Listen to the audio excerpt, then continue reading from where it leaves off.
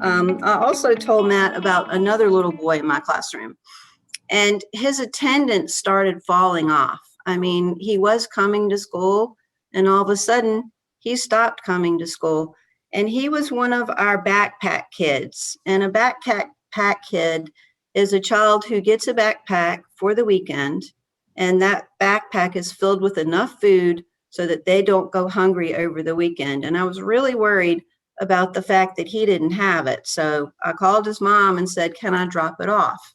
And I took it to her house. And when I did, that opened up time for me to have a conversation with her, and just tell her how important attendance was, and that establishes a pattern for this child and how he's going to be in school and how important school is. And if he doesn't attend, and she sat down and she cried. And I talked to her, and she had so many strikes against her.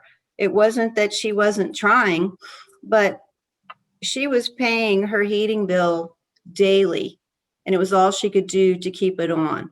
Her washing machine wasn't working.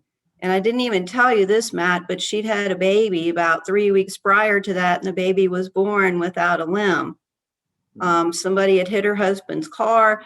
She had no way to get the baby to the doctor. It just went on and on and on. And I could tell that this family was in crisis mode. Well, long story short, with pre-K, we had that home engagement center. I was able to get them involved. We were able to help her with bill pay. We were able to help her get the washer fixed. We even had people go in and work with her to organize the house because it was in such disarray, and she couldn't get the kids to school because of that. We helped her set up a Monday bin, a Tuesday bin, a Wednesday bin to put the kids' clothes in. But I had her second child the following year, and things got even better with that child because all they needed was that assistance, and they didn't know where to go for it. And when people are in a crisis mode, they're in what we call a downward brain or a downward spiral. And it's all they can do to make it through the day, to take care of their kids, to keep the lights on, to keep the heat on, to feed the kids, and she really wanted to get him to school, but she couldn't. He kept missing the bus. But the second child, things were even better. He was clean. He came to school on time. You could tell he was happy, well adjusted. And I had the third child. I mean, they were stair-stepped. And they ended up moving halfway through the year.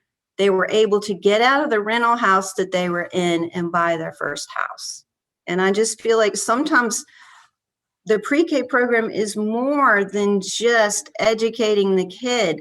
You are embracing that entire family, and the relationship that we have with them. I have really close relationships with my parents. I mean, I have gone and taken diapers. I've taken wipes during the crisis, taken toilet paper, last year during the pandemic. And a lot of them still, even if their kids are in kindergarten, they're texting me when they need help because we've built that kind of relationship.